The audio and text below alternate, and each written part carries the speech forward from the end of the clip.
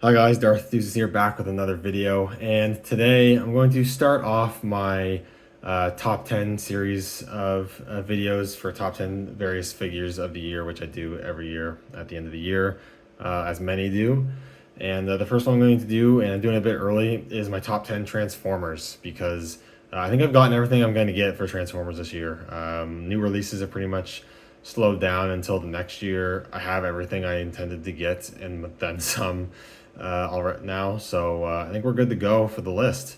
Um, Difficult list to make. Again, Hasbro killed it with Transformers this year, in my opinion.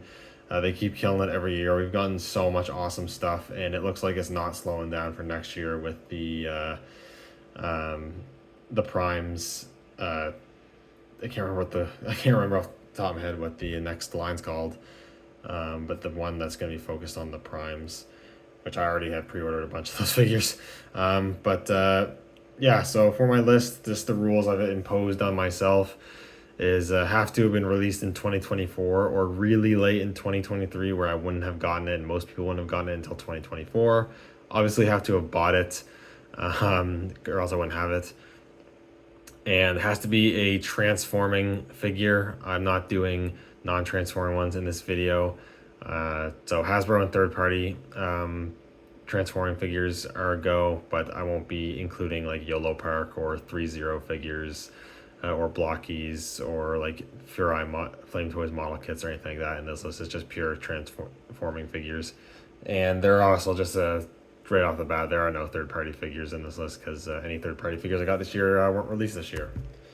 Yeah, in front of here, these are just a collection of honorable mention stuff I picked up this year that were really cool but didn't quite make the cut.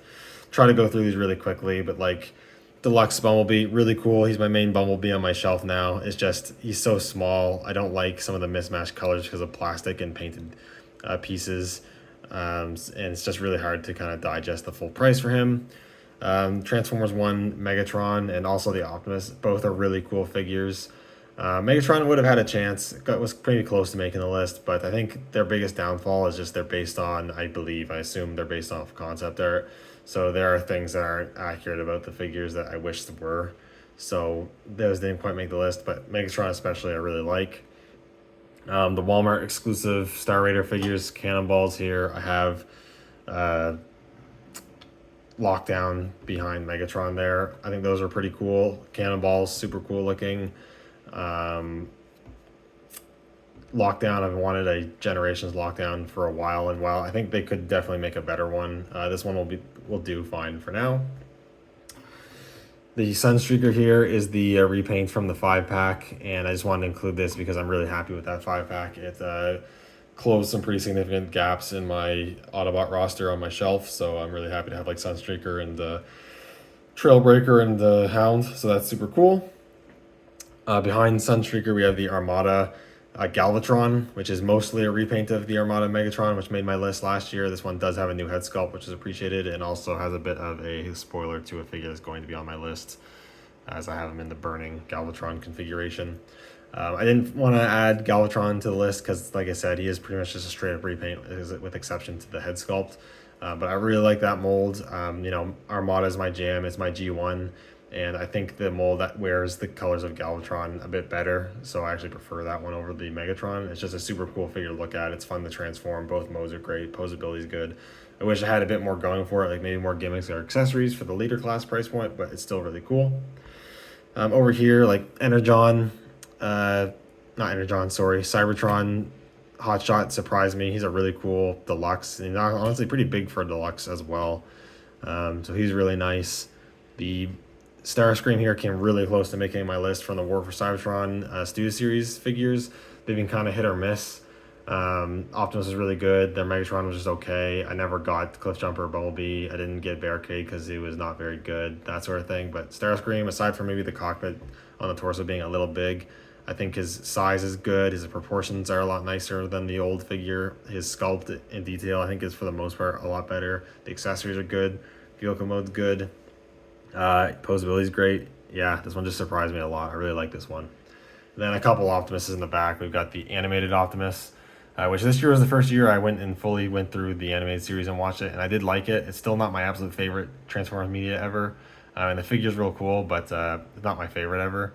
And then that exclusive, SDC exclusive Orion Pax is a really clever retool of the Warp Sergeant Gamer Edition Optimus, which I really love that figure, and I almost maybe prefer this one because it makes some little improvements which are nice. But he's awesome. He articulates well. It looks really great. The accessories are good. He just comes with a Megatron I did not want. So I am leaving him off the list, but he is really cool. I'm pretty happy with that one. But anyways, those are all the honorable mentions. So I've already taken up these amount of time. Let's go on to the actual top 10. All right, continuing on with the actual list at number 10. This is one I was really wrestling with whether I was going to put this on the list or not, but I have to do it. It is a 2-pack, and it is the Amazon exclusive. I can't remember what they called this. Something Mayhem, I can't remember. But it's the Ruckus and IDW Bludgeon 2-pack. And yeah, I mean, I have no connection to Ruckus, but he's a cool figure. He's a pretty heavy retool of Beachcomber, and I never owned that original figure. He's quite nice. The transformation is pretty simple, and his ankles are a little odd, but the flip out shoulder cannons that can be handheld weapons are cool. He still has his own little handheld gun that turns into the reinforced bar on the front of the Doom Buggy mode. Articulation's good. He looks really cool, so that's nice. And then this Bludgeon. This is the third time I own the Tarn mold. I've owned the Tarn mold 3 times now. I do really love the mold. And it is another Bludgeon, but I've always wanted Hasbro to do an IDW pre-Pretender Shell Bludgeon. It's my favorite look for Bludgeon. And this one, it's an homage more so than an actual like recreation in figure form. But if this is the only way we're going to get anything towards that look, then I'm happy to have this at least than nothing at all. It is super cool though. They did retool the waist piece, the torso. I absolutely love the head sculpt with the exposed wires and the missing lower jaw. I always thought that was such an awesome look for Bludgeon. The articulation's all still that awesome articulation this mold has. He still has all the cool accessories with the cannons and the sword. And yeah, I'm just so happy to have this version of Bludgeon actually made in any way. I would have liked them to do a whole new mold for this design. Yeah, but this is still really cool. At number 9, a Studio Series 86 figure, we have the Leader Class Swoop. A figure I actually wasn't originally going to get because I had only gotten Grimlock previously, so I was only going to get Grimlock and not get the rest of the Dinobots, but Swoop came out and I was like, he came with Grimlock's sword, and I kind of wanted Grimlock's sword for that figure, so you know what, I'll get Swoop. And he's really nice. The Dinobot Studio Series 86 figures, I think, are some of the most worth it leader classes that come out in the last few years. He's big, he's tall, decently hefty. It's got some pretty nice paint too. There's a lot of nice silver and gold going on. Articulation's good. Comes with a fair amount of accessories. He has his sword, he comes with Grimlock's sword, and he has the 2 missile launchers which you can put on his back. He can hold. The rockets actually come out, and you can make it look like, if you have effect parts, you can make it look like they're firing out of the missiles. Transformation's a little simple, but that's okay. I think most of the Dinobots are kind of like that. The pterodactyl mode looks really good. Yeah, it's really good. I've since gone back and I picked up Slug, I think, is the other one I have. So I'm just missing. I can't remember all their names off the top of my head right now. I'm sorry. I should know them. Sludge. I'm missing Sludge and the Stegosaurus. I can't remember his name, but I'll get them eventually. I think they're reissuing most, if not all of them, at some point next year, so I'll probably catch up then. But yeah, Swoop's really nice. Number 8 is actually my most recent Transformers purchase, or that I've gotten, and it is the Legacy United Deluxe Class G1 Optimus Prime, basically Hasbro's budget version, or their version of the Missing Link, which is the budget option because this is way cheaper than the Missing Link. The concept of the Missing Link I think was super cool, and it was something I was interested in, but Missing Link was just way too expensive for me. I didn't want to spend that much money on it. I've wanted a G1 original toy looking figure of Optimus, but I don't really care enough to get a reissue or anything, and like I said, Missing Link was too expensive. So this is right up my alley, and it's a really nice figure. Not a ton of paint, but the paint that is on there is really nice. He looks great. He has that old toy feel, but has all that modern articulation. He's really fun to pose and mess with. Comes with a bunch of accessories. In his chest, he's got a removable matrix. He comes with 2 guns. He has like, I think this is the toy version of the gun, and you have the more animation accurate gun. I have on port on his back there. And he even comes with the Energon axe, which is super cool because I don't think the original toy even came with the Energon axe. So decent amount of accessories, great articulation. Transformation is really simple, but it doesn't need to be complex. It's fun to do. The truck mode looks really good. It's fun to transform back and forth. He's just kind of a really solid Transformers toy. So I'm really happy to have this for my Optimus collection. And number 7, we're going back to Studio Series, and I have to give it to Studio Series Shockwave from the Bumblebee movie. He was the last of the on-screen main Decepticons from those Cybertron scenes that we needed in figure form, or in the proper scale in figure form, because they had the core class for a while. But we finally got the Voyager size, and it's a really nice figure. You know, Shockwave is one of my favorite Decepticon characters, and I really like the design from Bumblebee, and they did a really good job. It looks great. The paint that's on there looks really nice. He articulates well for the most part. For some reason, they didn't give him bicep swivels, but it doesn't really ruin anything for me with this figure. Transformation, decently simple, and I would say the alternate mode is a little bit of an afterthought, but I do like that it's still like an H-Tank, and it's kind of reminiscent of the Transformers Prime alt mode, and ultimately, because he never transformed in the film, I don't really care that much. He has light piping, the cannon arm is cool with the cable and whatnot. I'm just really happy with this. It's a really solid Shockwave figure.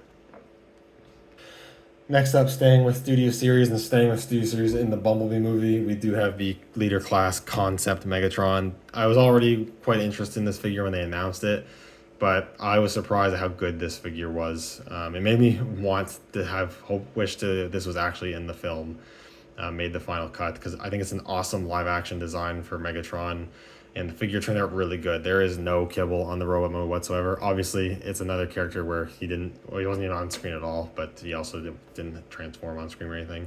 So the alternate modes aren't as important, but the robot mode is awesome. I love all the silver paint. That really helps to elevate the figure. The head sculpt's super cool. The posability, it's one of the best posable Transformers figures I have in my collection, I think. The posable hands, fingers are super cool. You know, he can just do a ton of posing. That's awesome. He's got his fusion cannon, which is pretty cool, and you can do some different things with, like have on the forearm. You can port it on his back if you want. Do a couple different things there, which is super nice. And he's a triple changer. He transforms into a tank, into a jet, and a robot, and you wouldn't really expect that from how clean the robot mode is. Are the other 2 alternate modes a little jank looking? A little bit, especially I think the tank looks a little jank. The jet's not too bad, but they still look pretty good for what it is. So I think they really did have a really nice accomplishment with this release. And yeah, it's a really awesome figure. Now we're down to the top 5, and my number 5, number 4 spot, I was really back and forth on, because I like them both pretty equally, if I'm being honest. And they're both from the same Transformers media.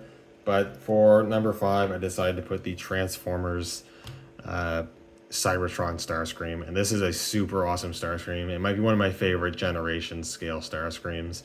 I just really like the Cybertron design, and I think they did a really good job with this figure for the most part.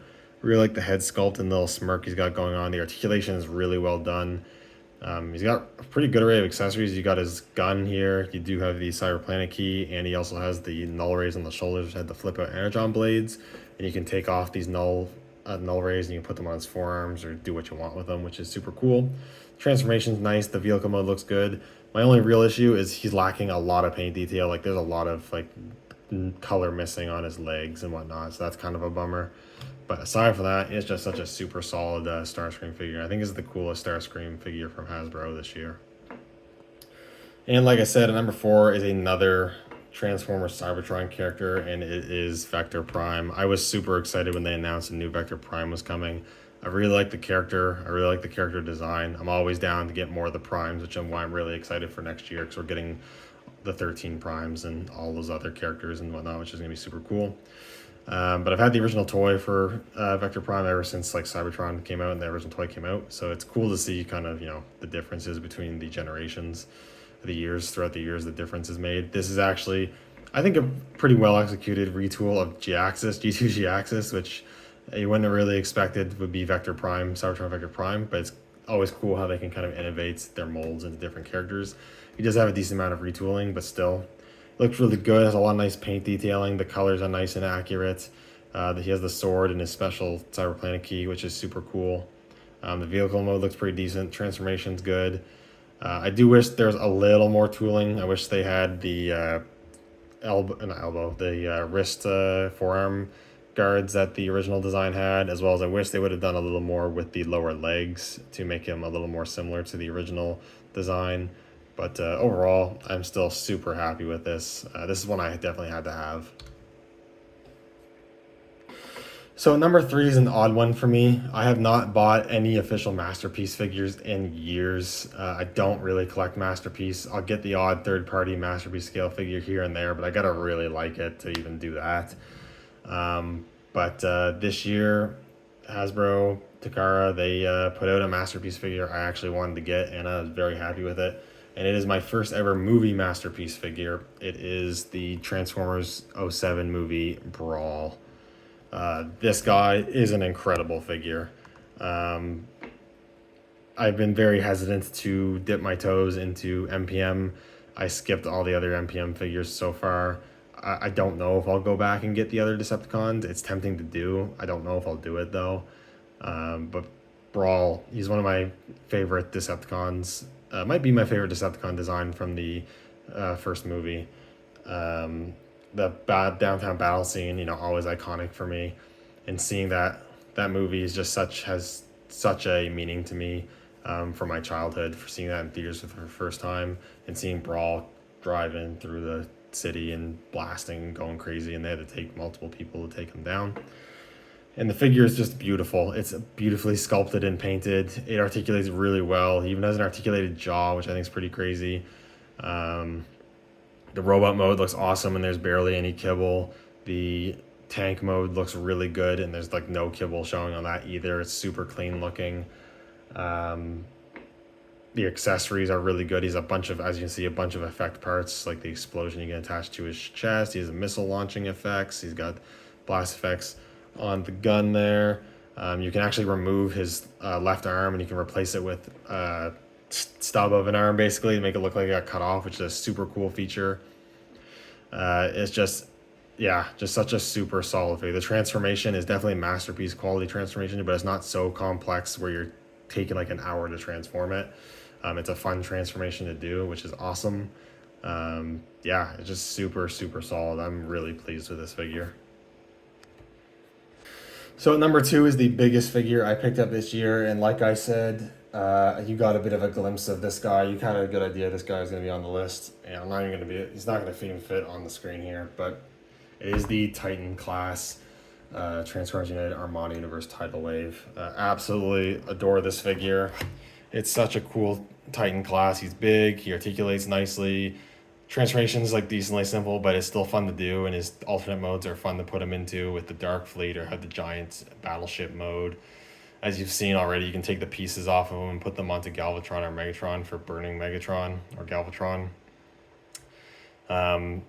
It looks incredible. He's got the animation accurate colors. I never had the original Tidal Wave. It's a figure I'd always wanted, and I still like to track it down at some point. But I'm super happy to finally have like a modern Titan class Tidal Wave. This is such a sick figure.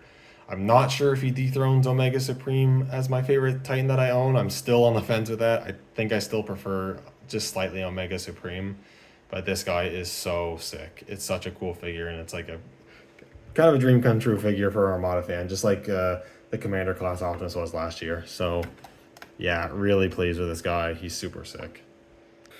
And so my number 1 Transformers figure of the year is probably not surprising at all, and it's going to probably be a lot of people's number 1. It is, of course, the Studio Series 86 Commander class Optimus Prime. Kind of the ultimate G1 Optimus for a Generations display, G1 Generations display at this point. There's still many other great Optimus options, but this has taken the front and center spot among my other Generations main Autobot display. Yeah, I mean, it's just an incredible figure. It looks awesome. Really clean looking robot mode, really clean looking truck mode. He has got the really cool big trailer. He's got roller. He comes with a little turret thing. You've got his Energon axe that you can put on his hand. You got a couple of effect parts for the gun that you can put on his ion blaster. You can put it on the turrets that is in the trailer. You can put that turret on roller. Articulation's really good. He's got the matrix in his chest. He can hold it. Transformation for the most part is pretty good. It's not too complex, but it's definitely commander class worthy. My only thing is that it's really hard to flip the head in and out. That's a bit annoying. But aside from that, I mean, it's the ultimate Optimus for the generation scale. And it's definitely one of my favorite Optimuses in my collection. So yeah, awesome figure. Really, really well done. And I can't really see another G1, styled Optimus beating this one anytime soon, at least from Hasbro anyways. But that is my list. Like I said, it was overall a really super awesome year for Transformers. And it's going to be another super awesome year for Transformers next year, I can already tell. So I'm excited for that. But that is pretty much it. So thank you guys so much for watching, especially if you stuck it out for pretty much the whole video. Let me know what you guys think. Let me know what your guys' favorite Transformers figures of the year was. Because like I said, it's really solid. And there's so many other great figures I didn't have on my list. It'd be interesting to hear what your guys' thoughts are. But anyways, that's pretty much it for me. So thank you guys so much for watching. And I'll see you all in the next one. Bye.